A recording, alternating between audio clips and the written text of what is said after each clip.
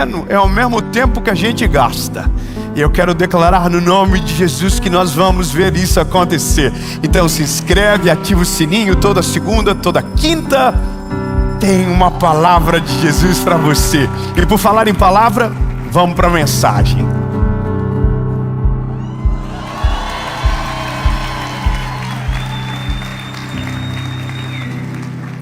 Sua mensagem do Mentoria de Vida já vai começar. Mas por uma questão de honra, eu estou passando rapidamente por aqui para lembrar a você que nós temos um patrocínio do Mentoria de Vida que faz com que essa mensagem chegue para você todas as quintas-feiras. É a Facilite Benefícios, que já está na nossa vida há mais de 5 anos e agora no nosso canal do YouTube, nos ajudando a servir você. Então, da próxima vez que você precisar de proteção veicular, você pode contar com a Facilite há mais de 13 anos no mercado, líder número 1 no Reclame Aqui, e eu vou deixar ao final dessa mensagem um link na descrição do vídeo para que você possa chamá-los direto no WhatsApp e conseguir algo bem especial para você. Então, a próxima vez que você precisar de proteção veicular, lembre-se da Facilite Benefícios. Senhor, todo TDAH, amém. Eu vou ler um texto hoje que, de todas as séries que eu gravei na vida, essa nunca foi uma referência, mas que com toda certeza é a clareza mais absoluta do que a gente pode precisar para essa mensagem de hoje. Eu ouso em dizer que algumas coisas na nossa vida, e pelo menos agora estou falando sobre eu, Dave, eu queria ter ouvido no começo. Eu queria ter ouvido nos primeiros momentos com Jesus, nas primeiras noites de encontro, nos primeiros cultos que eu participei, porque teria acelerado a minha vida de uma maneira tão absurda. E quando eu digo acelerar, não é sobre desrespeitar processos. Pelo contrário, a maioria dos processos que se alongam é porque foram vividos de maneira errada na primeira vez. É como uma obra, como uma construção. Ela não demora pela execução, ela demora pela quantidade de retrabalhos que precisam ser feitas, porque da primeira vez não foi feito como deveria. E eu posso falar isso com propriedade. Estou saindo de uma reforma, aonde muita coisa que ainda está sendo feita, só está sendo feita ainda, porque já foram refeitas 3 vezes. Então é isso que às vezes eu peço para Jesus: Senhor, me atualiza de tópicos que eu não quero esperar 20 anos para aprender. Me atualiza da sua sabedoria que eu não quero esperar 10 anos para conhecer. E se tem uma coisa na Bíblia Sagrada que o Senhor nos aconselha e recomenda, peça por sabedoria, que o Senhor lhe dá de maneira gratuita. Pedir sabedoria ao Senhor é algo que é minha oração. Deus, me ajuda a ver. Deus, me ajuda a entender. Me ajuda a compreender o que os meus olhos carnais não deixam. E isso aqui é uma delas. Zacarias, capítulo de número 4, verso de número 10.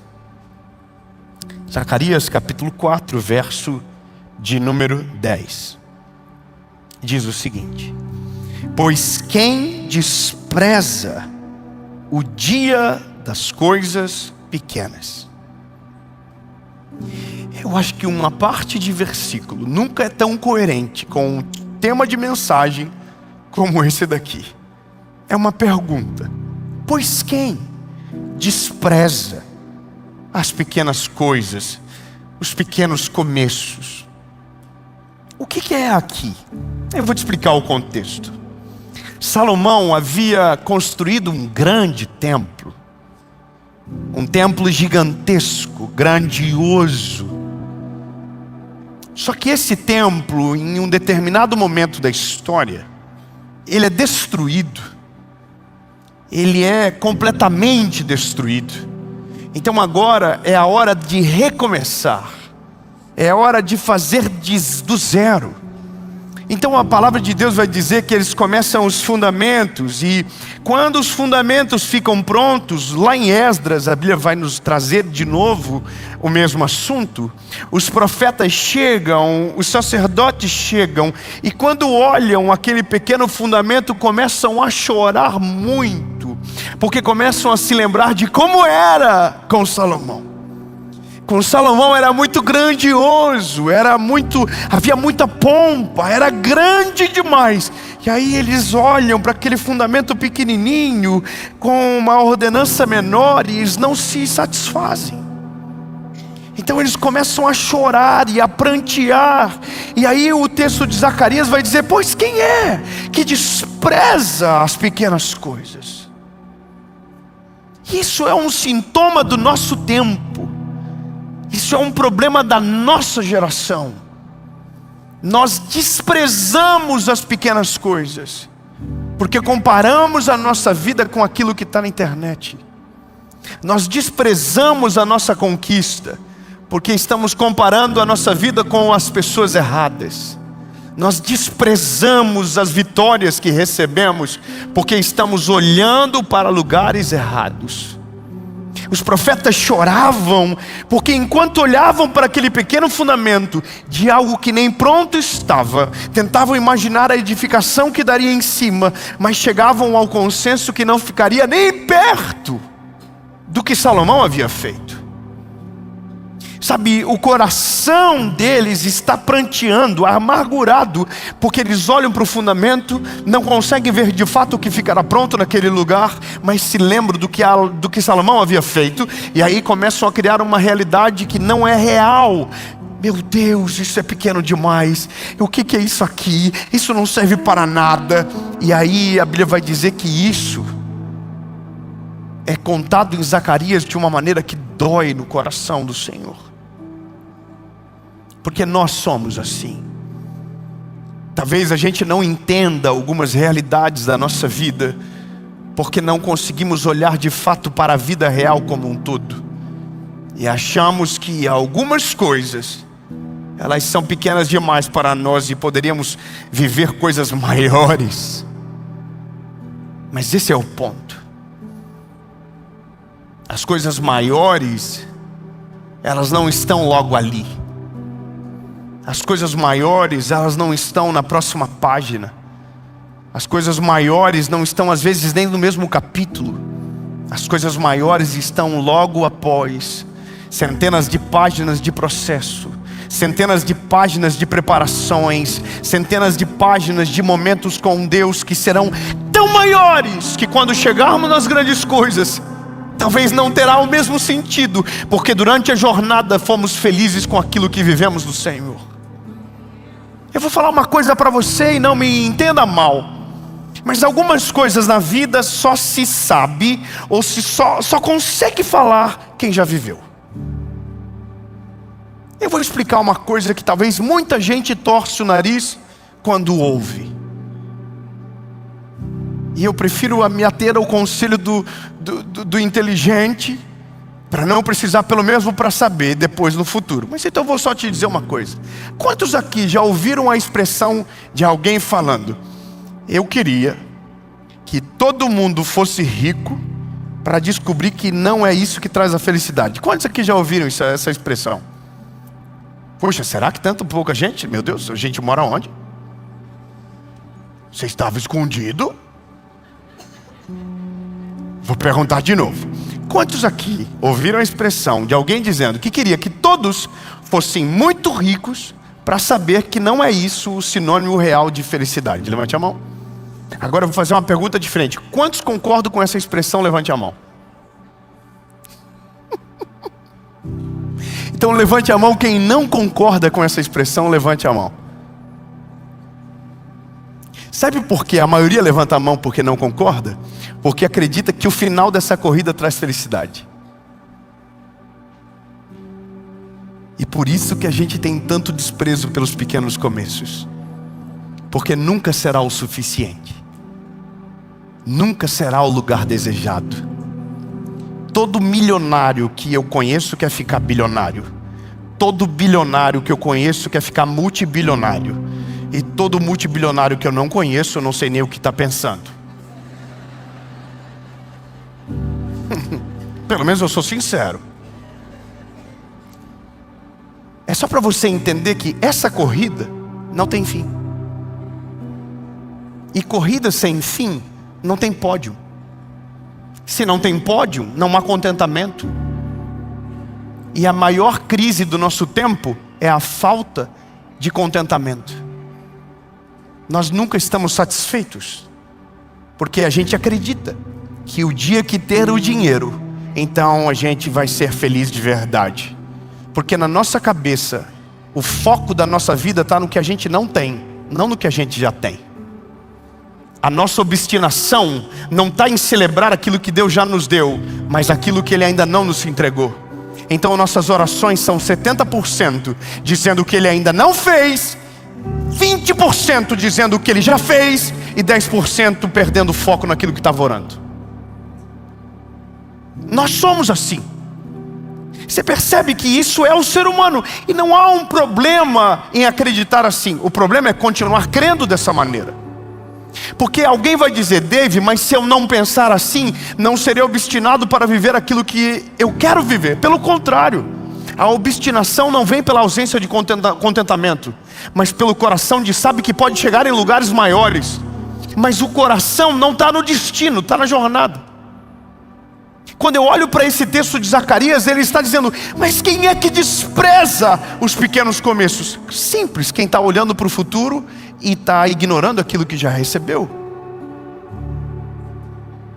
Eu volto a dizer, todo mundo precisava um dia ir no hospital, entrar numa área de oncologia, conversar com as pessoas lá dentro e voltar a viver lá fora. Todo mundo precisava passar por isso. Nada é mais pedagógico do que conversar com alguém que tem dias de vida contado. Nada é mais pedagógico do que conversar com alguém que perdeu alguém que amava muito. Nada é mais pedagógico. A própria Bíblia vai dizer que na casa em que há luto, nós aprendemos de uma maneira diferente.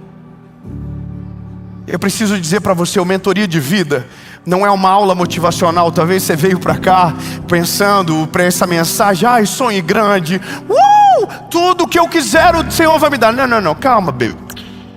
Segura a onda. Não é sobre motivar você, é sobre trazer o teu coração para as pequenas coisas. É sobre trazer o teu coração para os pequenos começos. É sobre trazer você para o chão da realidade de todos. Alguns vão chegar muito alto, mas outros vão viver na superfície. Mas vão viver na superfície satisfeitos, felizes, sabe, sem perder a família, sem perder o casamento, sem perder os filhos. Vão viver uma vida normal para todos, mas extraordinária pela perspectiva de quem não desvaloriza os pequenos começos.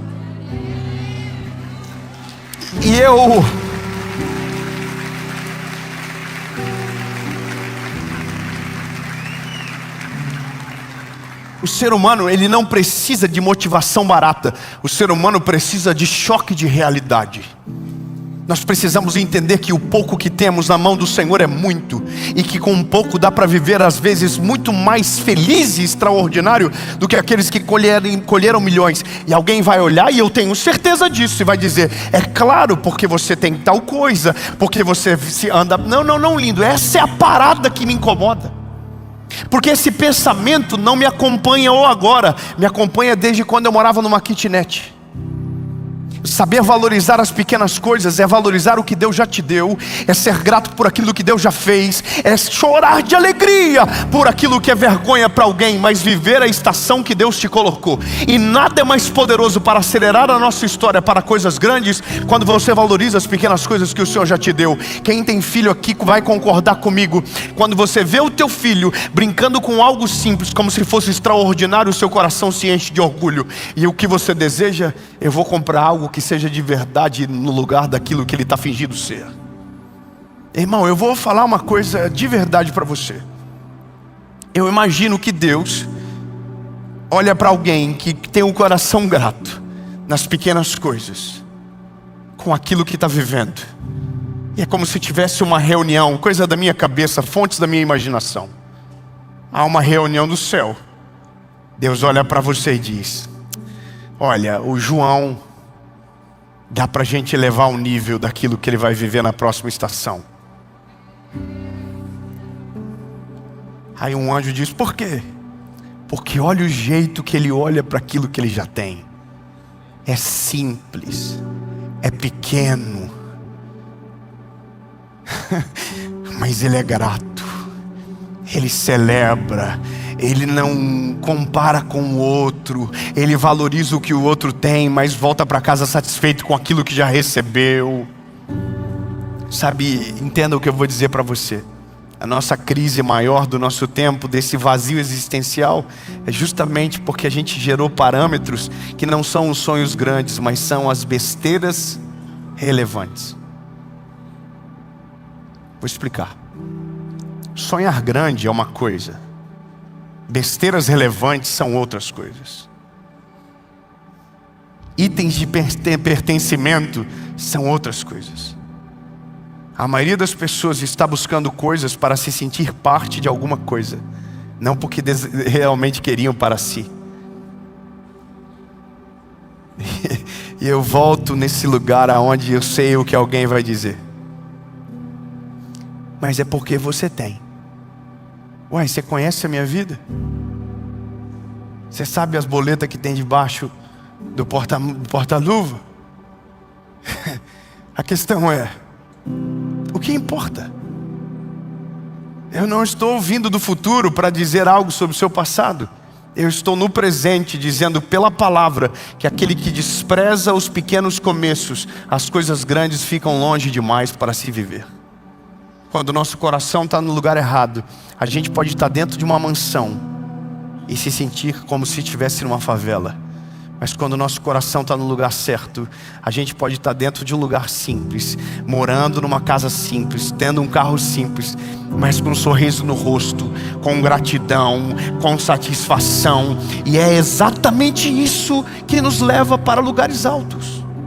Sabe, hoje eu estava conversando com alguém e lembrei de uma história. Quando casei com a minha esposa, eu fui morar numa kitnet lá no Parque Guarani. Não era Parque Guarani ali, né, vida? Era outro lugar. Era um loteamento novo. E fizeram uma kitnet. Eu vou dizer para você como eu fui morar nessa kitnet. Eu pagava R$370 antes do reajuste para 410. E eu me lembro de tudo. Me lembro que eu sonhava em ter ar-condicionado. E o dono da kitnet colocou um ar-condicionado para mim na kitnet. A kitnet parecia a Suíça brasileira. O que você está rindo? Eu ligava o ar-condicionado, ia para a igreja, chamava meus amigos para depois ir do culto comer pizza lá. Antes de eles entrarem na minha casa, eu dizia: vocês conhecem a Europa? E eles diziam não. Eu falei: pois então, sintam o frescor da Suíça, e abri a porta. Como eu aluguei esse apartamento, foi assim. Eu estava prestes a casar e a gente não tinha onde morar. Um dia eu dobrei os joelhos na casa da minha mãe e disse: Jesus, eu preciso que o Senhor me mostre. Eu tentei vários lugares e não consegui. E hoje eu estava contando isso para o meu amigo. E não tem como você não ser grato a Jesus, sabe? E aí eu me lembro que eu peguei o carro, fui almoçar no meu avô. E quando eu estava saindo do meu avô, o Espírito Santo falou comigo: eu vou te mostrar aonde você vai morar. Como essa luz que brilha, já dizia minha avó. E o Senhor falou comigo exatamente como se fosse um GPS. Você vai pegar, vai ir reto, vai entrar à esquerda, vai entrar à direita, a última casa à esquerda. Foi assim. E eu poderia inventar outra história, mas eu sei que essa é tão louca que parece invenção. E foi assim que aconteceu. Entrei no carro, segui o caminho. Quando eu cheguei, eu olhei para o lado esquerdo, tinha uma casa. Na verdade, tinha um prédio na frente de construção. E eu logo olhei e falei: calma, Jesus, esse aqui nem está pronto. Aí o Senhor me lembrou que era para olhar para o lado esquerdo. Aí eu olhei para o lado esquerdo, tinha uma placa escrita 9120. E eu não vou falar o resto do número porque alguém vai ligar. Mas como eu tenho mentalidade, mente fotográfica, eu lembro do número do locador. Liguei para ele.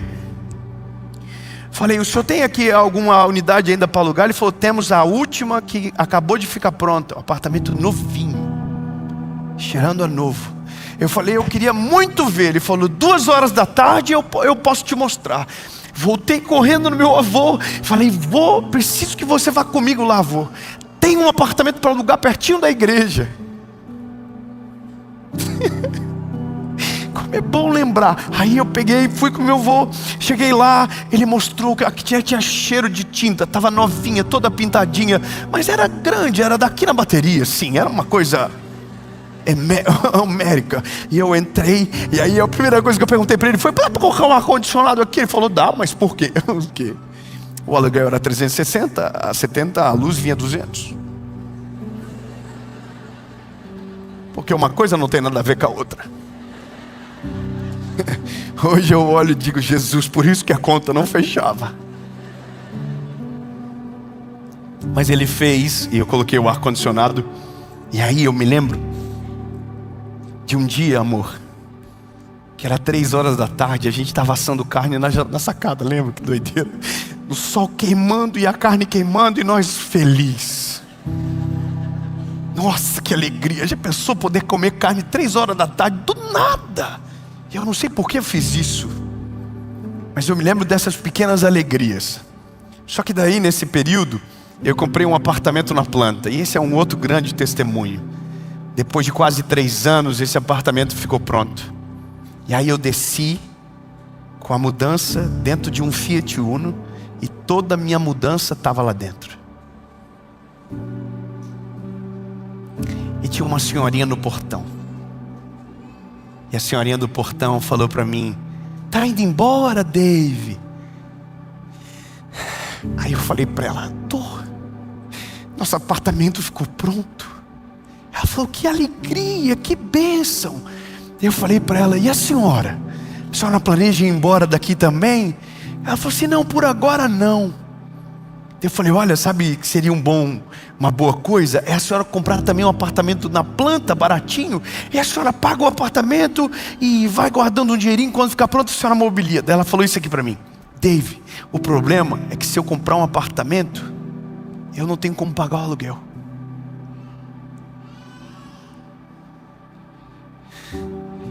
E eu entendi naquele dia que por mais que eu estava vivendo, era simples e pequeno, era impossível para alguém que morava do lado da minha casa. As pequenas coisas são exatamente isso. Às vezes você despreza o que é o sonho para o teu vizinho que mora do lado. Às vezes você despreza aquilo que alguém está jejuando durante tanto tempo para viver, e você vive como se fosse qualquer coisa.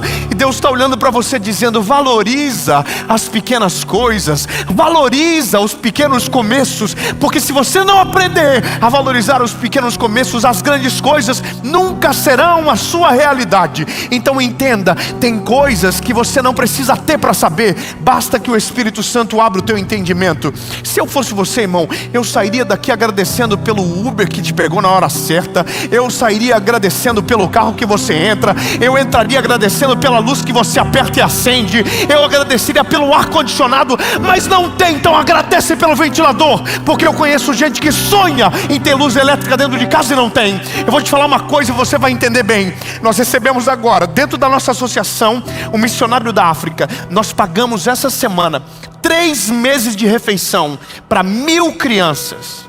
3 meses de refeição para 1000 crianças. Mas escute. Não é nada perto do que Deus vai fazer. A gente vai fazer muito mais. A gente vai construir uma escola lá. Só que eu vou te dizer uma realidade que rebentou com o nosso coração. A comida é para 1.100 crianças. 1.100 crianças. Comida: arroz e farinha de milho.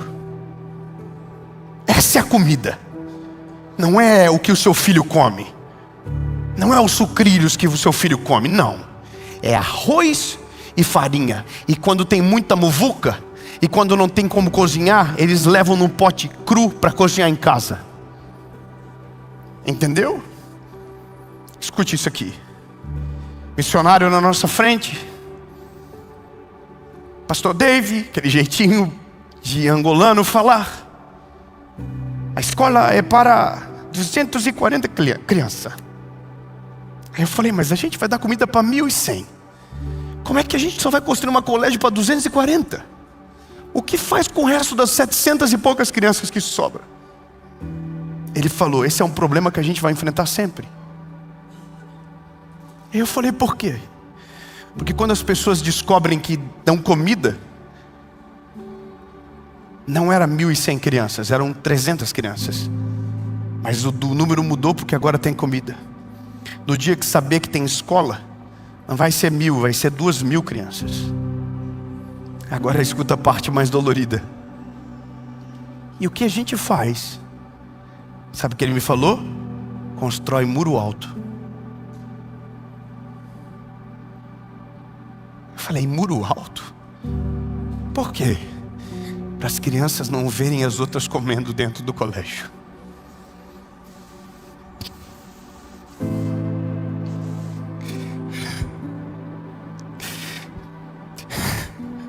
Eu falei, peraí, cara, como assim?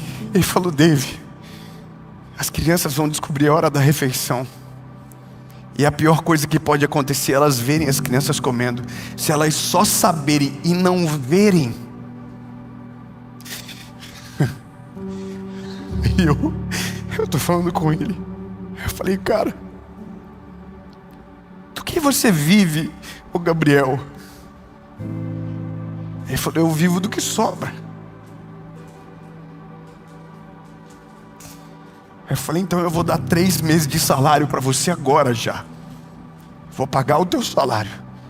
Ele falou, obrigado, irmão David, porque na nossa casa não sobra nada. Porque eu estou comendo. E quando eu olho na janela, tem 5, 7 crianças olhando para ver se tem comida sobrando para poder comer um pouquinho também. Então todo dia a gente divide a comida da nossa mesa com as crianças da porta. Ô tonto, valoriza o que Deus já te deu, pelo amor de Deus. Valoriza as pequenas coisas. Sonha grande, mas valoriza aquilo que tem na tua mesa. Valoriza aquilo que Deus já te deu. Valoriza o que você está vivendo. Talvez o que você está vivendo é o sonho inatingível de alguém.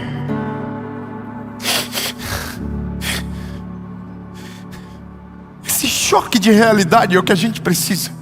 Não é de mais motivação para chegar longe. Não, é para ser satisfeito e viver o que Deus já fez. Se você fizer assim, não é eu que estou dizendo, a palavra diz, porque fostes fiel no pouco, sobre muito colocarei. Vou falar de novo para se ver se aparece um crente no meio.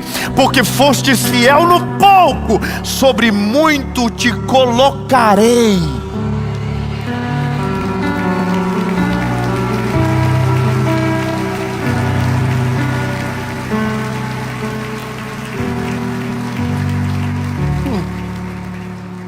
Eu termino dizendo para você uma coisa. Alguém diz para mim de vez em quando, David, por que a sua associação não ajuda mais no Brasil? Porque no Brasil, para a glória de Deus, ainda tem muita coisa que tem de assistência.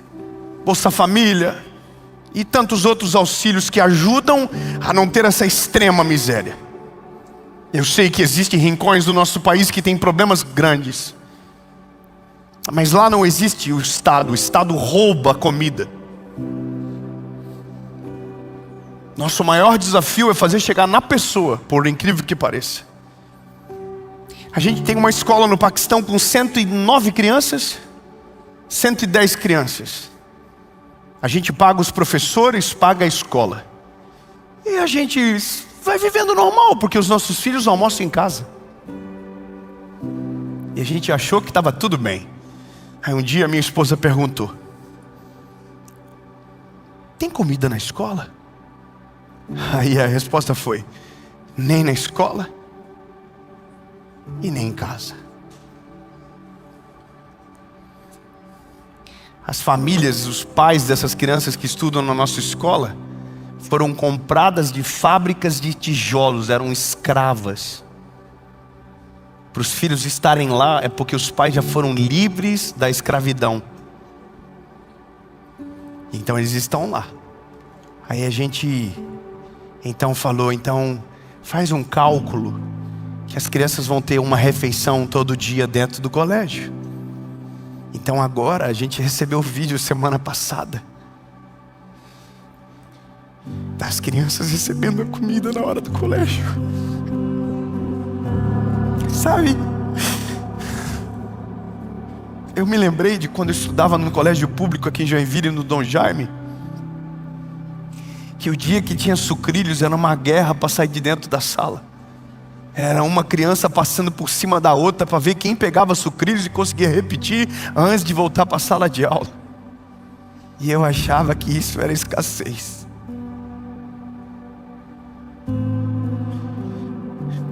Em nome de Jesus, os nossos filhos nunca vão viver isso.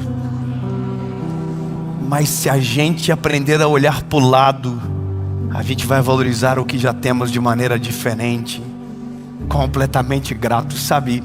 A gente não tem mais o que fazer, não tem saída, não tem caminho, não tem nada para acontecer mais. Acabou. Toca quem está perto de você, se você puder, e diga: não viaja.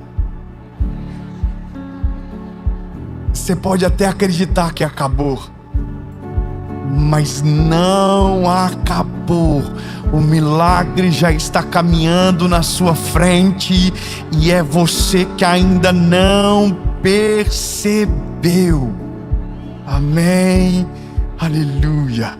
A gente vai para a palavra e eu tenho certeza que Jesus vai falar com você. Mas antes, algo muito importante. Se você ainda não curtiu o vídeo, aproveita agora. Curte, comenta, compartilha, coloca aqui da onde você nos assiste.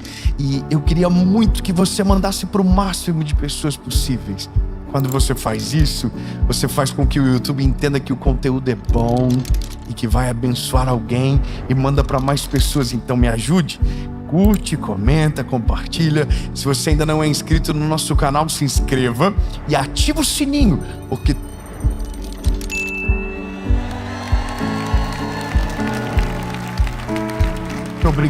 muito obrigado. Um sininho, eu quero que filme esse sininho em algum momento, pelo amor de Deus, está aqui. Olha só, oh meu Deus, muito obrigado pelo apoio do sininho. Devia ser regra na série, tem que ter um sininho. Toda segunda, toda quinta, uma palavra de Jesus para você. E por último, eu queria que você visse rapidamente, se puder, quando terminar a mensagem, entra no Instagram da nossa associação evangelística e seja parte do que Jesus está fazendo. Todos os dias tem milhares de pessoas sendo alcançadas e eu quero muito que você seja parte. Você pode ser um voluntário, você pode ser um doador, você pode ser um arão da nossa associação e eu conto muito com você para aquilo que Deus está fazendo. Agora, vamos para a mensagem.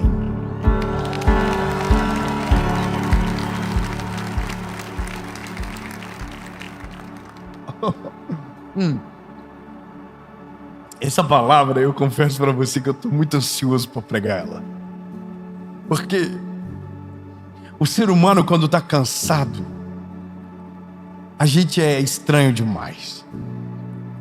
Eu não sei você, mas a gente tem umas alterações de personalidade dramáticas em certas ocasiões que nos tornamos pessoas diferentes da normalidade. Amém. Quem é mulher aqui, levante a mão. Amém. Eu. Por exemplo, mulheres são normais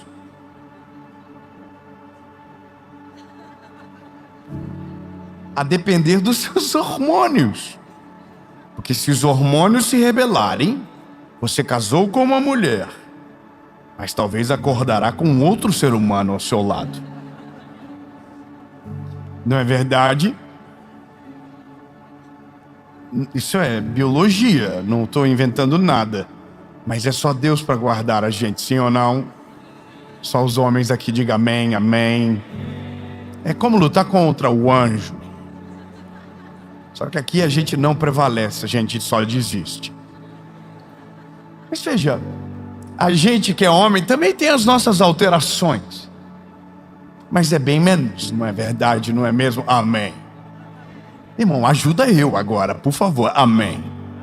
Mas olha, eu tenho um amigo, por exemplo, que a gente acha ele uma pessoa maravilhosa, ele é de uma generosidade, ele é calmo, ele é tranquilo, mas um dia ele ficou com fome. E eu só vou dar um detalhe, ele deu um chute nas minhas costas. É para você, amigo. Porque nós, a depender de circunstâncias, nos alteramos. Só que tem uma das coisas que todo ser humano é igual. Quando nós estamos cansados, a frustração nos cega para ver o todo da circunstância que nos rodeia. E é nesse momento que é peculiar a todos que muitos não conseguem agir da maneira correta e perdem oportunidades incríveis porque foram cegados pela frustração e pelo cansaço. E é nesse momento que tem muita gente que amaldiçoa coisas que deveria proteger. É nesse momento que pessoas perdem tesouros preciosos. É nesse momento que pessoas amaldiçoam filhos, casamento, Deus, porque estão cansados, frustrados, geraram expectativa, e por causa das expectativas equivocadas, não conseguem ver o milagre na frente dos olhos. Eu quero ler um texto com você. Evangelho de Jesus, conforme escreveu Lucas, capítulo de número 24, versículo de número 13. Eu vou ler para você. E eis que 2 deles foram naquele mesmo dia para uma aldeia chamada Emaús, que distava de Jerusalém 60 estádios. E iam falando um com o outro sobre todas essas coisas que tinha acontecido.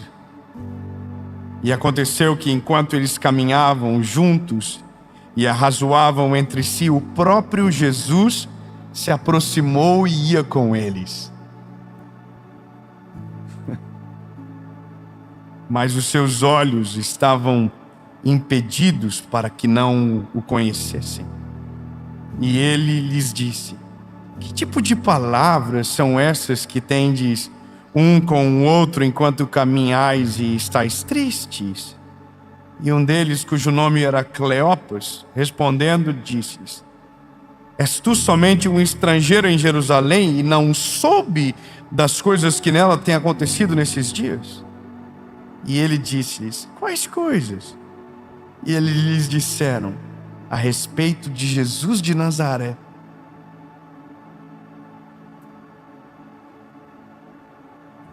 que foi um profeta poderoso em feitos e palavras diante de Deus e de todo o povo. E como os principais sacerdotes e os nossos governantes o entregaram para ser condenado à morte e o crucificaram.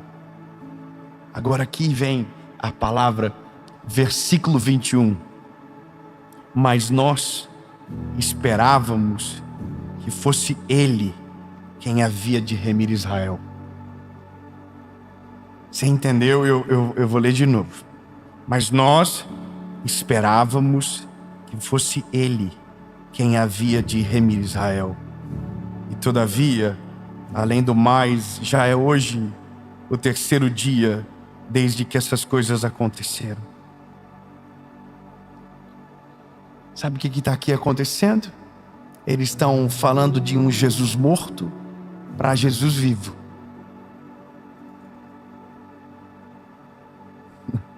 Não entendeu? Eu vou falar de novo então. Eles estão falando para o Jesus ressurreto sobre um Jesus que na cabeça dele está dentro do túmulo ainda. O milagre já aconteceu, mas eles ainda não perceberam que já aconteceu.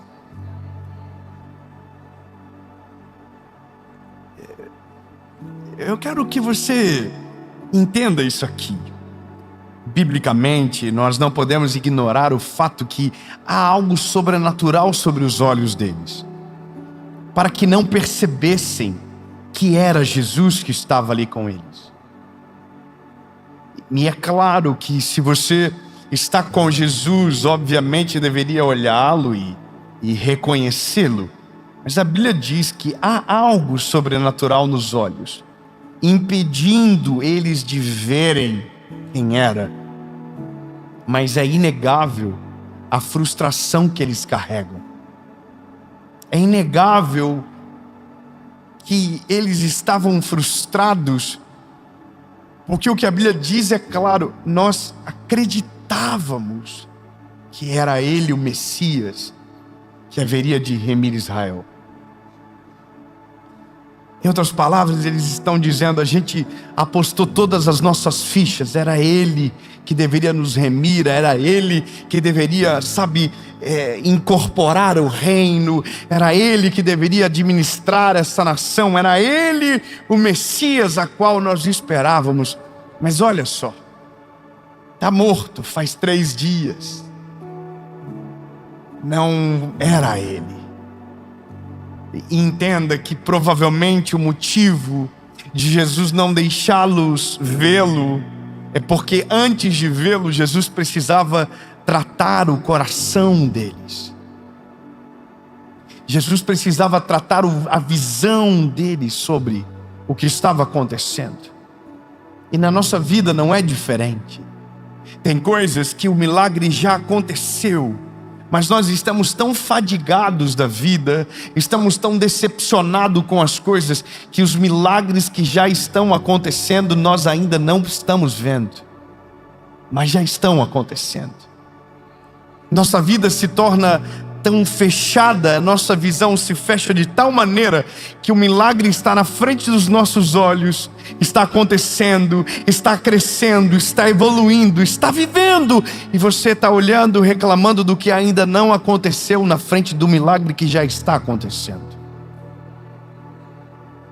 Eu não sei se você entende da maneira como o Senhor falou comigo enquanto eu preparava essa palavra, mas o Senhor me fez ver algumas coisas, e uma delas é, quando estamos cansados, até os milagres que já aconteceram nós esquecemos.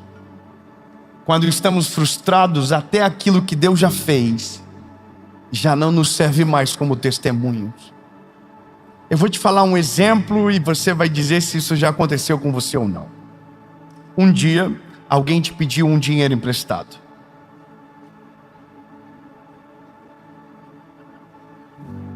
Já aconteceu?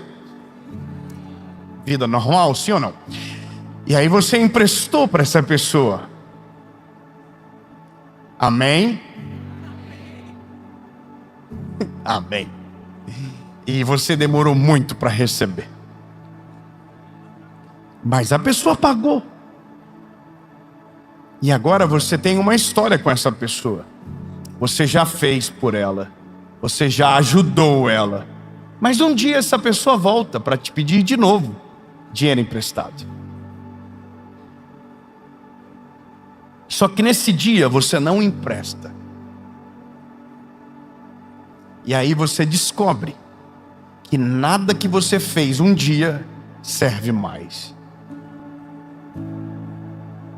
A pessoa amaldiçoa você, fala mal de você, diz que você é ganancioso, que você não é generoso como diz que era. Mas o que ela esqueceu é que 3 meses atrás foi você que emprestou a ela.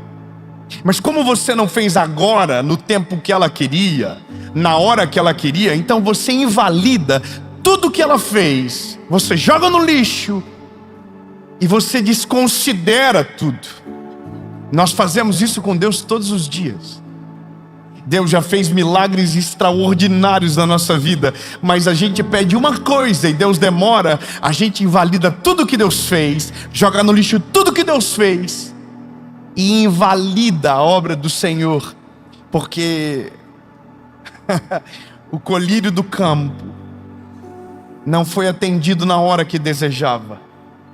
Posso te falar uma coisa, lindo? Às vezes o milagre está caminhando do nosso lado, olhando nos nossos olhos, falando aos nossos ouvidos, e a gente está dizendo: Ele não fez, Ele está ainda morto, o milagre ainda não aconteceu. Não, lindo, é porque a sua visão está deturpada pelo seu coração, que ainda não amadureceu para esperar as coisas certas de Deus. Vou falar uma coisa, a nossa geração está estranha. A gente está um pouco problemático. A gente está com muito mimimi, me desculpa falar isso para você, mas a gente está meio diferente. A gente diz que aguenta, mas na verdade a gente está meio dodói demais. Qualquer coisa a gente já fica: ai, eu vou embora, ai, Deus não existe, ai. Irmão, a gente precisa ser mais maduro com algumas coisas. Eu vivi um negócio estranho esses dias. Eu fui pregar num evento no interior do Paraná. Não é interior do Paraná, é uma cidade do Paraná.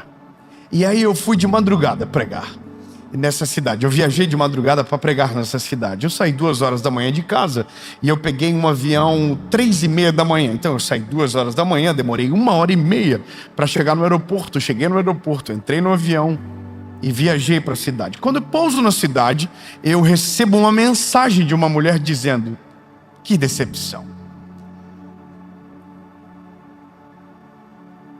E eu, como sou curioso, fui ver a decepção.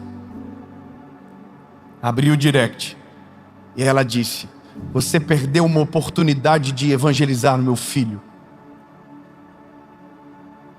Ele chegou em casa frustrado com você, porque você entrou no voo e dormiu o voo inteiro.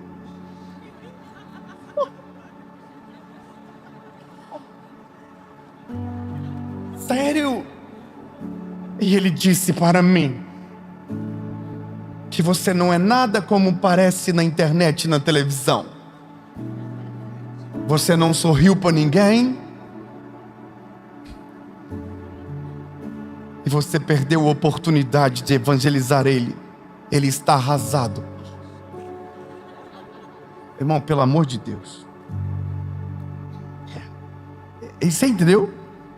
Tudo que eu preguei, tudo que eu falei, tudo foi desclassificado porque eu estava com sono. Porque olha, 2 horas da manhã não é o meu horário biológico de pregar o evangelho com um fôlego. Irmão, eu sou um ser humano. Eu entrei no avião e eu queria só dormir. E aí tem a comissária que fala: coloca na posição vertical. Mas eu estava só 10 graus para trás, moça. Mas tem que acordar, colocar na posição vertical. E aí, se ninguém está feliz 2 horas da manhã, com vontade de sorrir para todo mundo, imagina, não tem o que fazer. Mas entenda, o ser humano é assim. Criou-se uma expectativa que eu deveria entrar no ônibus e dizer: fala, meu lindo, minha linda, meu Deus. Oh, irmão, pelo amor de Deus, não apoia os malucos da vida, não.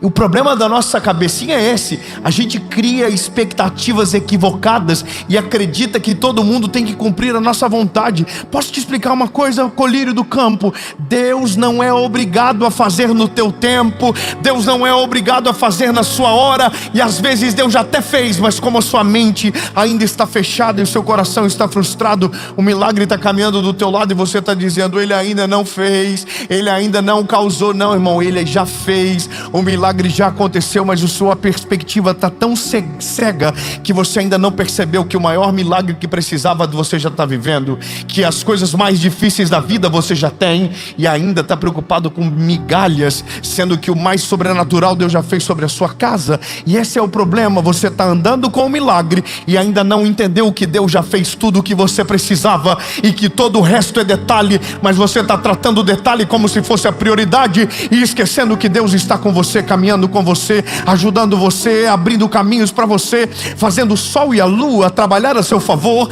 fazendo o ar entrar no seu pulmão, fazer você andar sobre as suas pernas, e você ainda está brigando com Deus, porque, oh my God, o colírio do campo não foi atingido pela flecha do love. Avisa o irmão do lado, fala, pelo amor de Deus, amadurece logo.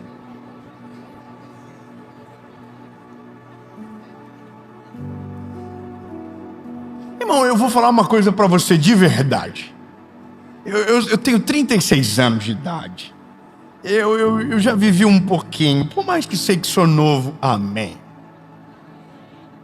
Mas tem algumas coisas que eu olho e digo, Deus, se eu fosse o Senhor, eu também...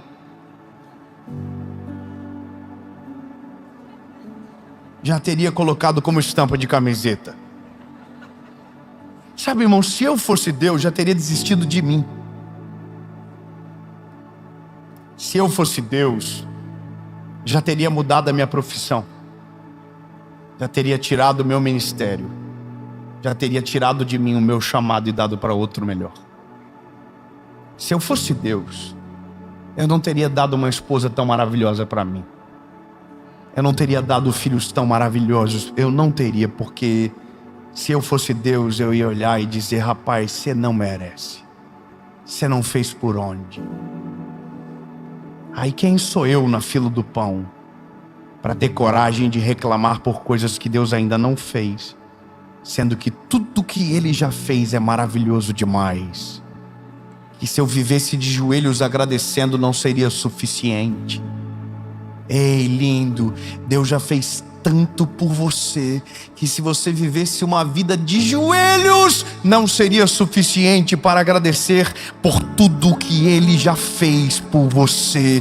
Se você está vivo, tem motivo para agradecer. Se você está me ouvindo, tem motivo para agradecer. Se você está me vendo, tem motivo para agradecer. Se você caminha, tem motivo para agradecer. Se você respira, você deveria estar chorando agora, dizendo, Deus, obrigado, porque tem gente que não respirou essa manhã, e eu ainda estou de pé, portanto ainda há esperança. Ei, lindo, Deus é maravilhoso para fazer tudo, mas não é obrigado a fazer tudo porque você quer.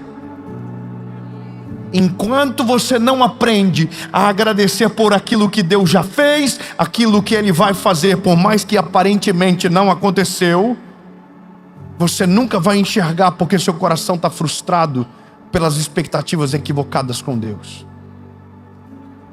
Os discípulos que estavam no caminho de Emaús foram os primeiros a verem Jesus e não viram. Você tem noção? Imagina a história. Imagina alguém com convicção plena. Ele falou que haveria de ressuscitar ao terceiro dia. Ele não é homem para que minta. Ele não é filho do homem para que se arrependa. Se Ele falou, Ele vai fazer acontecer. Não precisa ficar caçando problema. Pode esperar em Jerusalém que Ele vai ressuscitar. E acabou. Mas não, irmão, ele está indo para Emaús. Emaús é o lugar daqueles que desistem. Se eles ficassem em Jerusalém, permaneceriam no lugar da promessa. 2 irmãos pegaram. Giane, é agora, vem. Ei, escuta isso, eu vou falar de novo. Quando as suas expectativas estão erradas, ao invés de você permanecer no lugar da promessa, você vai de Malicuia para Emaús. Emaús é o lugar daqueles que desistem. Jerusalém é o lugar daqueles que creem na promessa.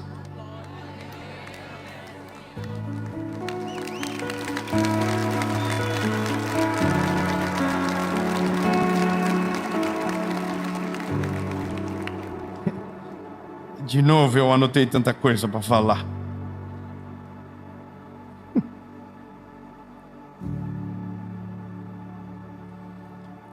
Eu vou dizer para você uma coisa e eu termino.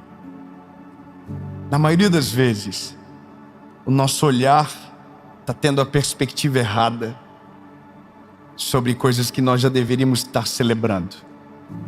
Nosso olhar está no futuro e automaticamente a gente acaba esquecendo do nosso presente. Eu vou abrir o meu coração com você aqui. Todo mundo deveria visitar um hospital de câncer. Todo mundo deveria visitar uma ala de pacientes terminais. Todo dia tem alguém deixando essa terra de maneira precoce. Deixa eu contar uma coisa. Nós fizemos um evento agora em Londrina, Expo Londrina, a maior festa da América Latina, do agro. Eles abriram uma porta para a pregação do Evangelho. Muito obrigado pelos 20 irmãos que ficaram felizes. Eu vou dizer para você, eu estou soltando foguete de alegria porque as portas estão se abrindo para a pregação do Evangelho em todos os lugares. Amém. Agora, escuta só. Eles falaram para mim que o valor arrecadado do dia do evento, das inscrições, seriam para o Hospital do Câncer. Aí eu pedi para eles um favor: tem como emitir uma passagem para eu ir uma semana antes do evento para conhecer o hospital? E eles falaram: tem. Então eu fui para lá. Aí eu fui no Hospital do Câncer de Londrina. E aí você vai entrando, algumas pessoas sabem quem você é, as outras, algumas não fazem a mínima noção de quem você seja. E ali não importa quem você é, você não é médico, você não pode ajudar. E aí eu fui entrando e vendo as realidades. Aí conheci os equipamentos, conheci os profissionais, as histórias. Mas eu entrei numa sala, na área infantil. Aí quando eu entrei, o médico acendeu a luz e tinha uma menininha do tamanho da minha filha. E ela rapidamente colocou a mão no rostinho. E aí a mamãe dela me abraçou. E ela estava tão normal que eu aparentemente estava mais cansado do que ela, aparentemente tinha mais problemas do que ela, porque ela me atendeu rindo e era a filhinha dela que estava escondendo o rosto. Talvez se fosse eu ia dizer: por favor, apaga a luz. Mas ela não. Ela me abraçou, me deu um beijo, falou que assistia as mensagens. E aí eu perguntei: e essa princesa? Ela falou assim: ela não dormiu muito bem essa noite, ela estava com muita dor à noite.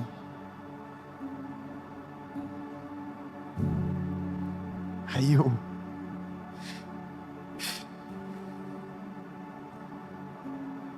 o que eu vou falar? Eu abracei aquela mãezinha e eu saí do hospital. Mas eu entrei em outros quartos. Eu vi vários pais, eu vi várias crianças. Aí quando eu entrei na van para ir para o aeroporto, meu direct tinha uma mensagem. Aí eu abri, ela falou assim: oi, lembra de mim? Você entrou no meu quarto? Eu queria que você orasse pela minha filha, porque os médicos disseram que não tem mais nada para fazer. Aquela mãe que me tratou com tanto amor, que foi tão gentil comigo, que parecia uma fortaleza intransponível, estava pedindo oração porque aquele anjinho com o bracinho nos olhinhos, na verdade, precisa de um milagre muito maior do que o que eu imaginava. Quem sou eu para reclamar? Só que daí você parou para pensar que no mesmo dia, na mesma semana, teve um garotinho que pediu para a médica que o último sonho dele, porque ele era um paciente paliativo, era ir ao cinema. E aí o hospital pegou uma sala, isolou todas as janelas, colocou uma tela de cinema conseguiu o filme que o menino queria. E ele mal, quando soube do filme, assistiu o filme e 2 dias depois foi embora. Aí já parou para pensar que essa mãe que ainda está orando pelo milagre não pode reclamar? Porque uma mãe um dia antes perdeu o filho. E aí você imagina que tem uma mulher agora sonhando para ter filhos, mas que não pode gerar. E que a mãe que perdeu o filho, que teve o privilégio de conviver 10 anos com aquela criança, tem mais motivo para agradecer do que aquela que ainda não teve? Você já parou para pensar que sempre tem alguém vivendo algo mais dolorido do que você? E que se você tivesse consciência para olhar à sua volta e colocar os seus olhares em Jesus, estaria agradecendo mais do que reclamando? Quem é você na fila do pão para reclamar da dádiva que é a sua vida? Para todos nós que estamos aqui, nossos motivos de agradecer sempre serão maiores do que as nossas reclamações. Avisa quem está perto de você, agradeça a Deus porque você está ouvindo essa palavra agora. Agradeça a Deus porque essa mensagem está te alcançando agora. Ei, lindo, essa frustração que a gente criou para nós é porque as nossas expectativas são equivocadas. Porque se a gente estivesse olhando para Jesus, a gente estava parando com esse drama emocional exagerado que a gente cria para fechar as portas da eternidade para nós mesmos. E ao invés de estar desfrutando, a gente está reclamando de coisas pequenas, passando e tropeçando em migalhas com um caminho aberto na nossa frente. Tem uma parede linda e branca, mas a gente está parando no ponto escuro, ali da manchinha, e reclamando daquilo, esquecendo que existe algo maior para ver. Termino dizendo para você: os discípulos do caminho de Emaús tiveram um presente e não puderam desfrutar porque o seu coração estava dividido. Frustrados pela expectativa errada. Nós achávamos que era Ele. Era Ele. É Ele. É Ele que está com vocês. Mas infelizmente os olhos estavam fechados. Se os seus olhos se abrirem hoje, você vai descobrir que Deus já fez tanto por você, que os milagres são tão poderosos e grandiosos que não dá nem para ficar de pé. O certo era estar de joelho agradecendo a Jesus todo dia. Deus, obrigado. Deus, obrigado. Deus, obrigado. Obrigado pelo meu filho que dá problema no colégio. Obrigado pelo meu marido que às vezes não fala do jeito que eu queria. Porque tem gente que nem o que você sonha de problema tem de vida perfeita para estar desfrutando. Termino. Jesus, obrigado, porque às vezes nós estamos chamando de problema aquilo que é o testemunho para a vida de alguém. Nos perdoa, Jesus. Hoje nós entendemos que há mais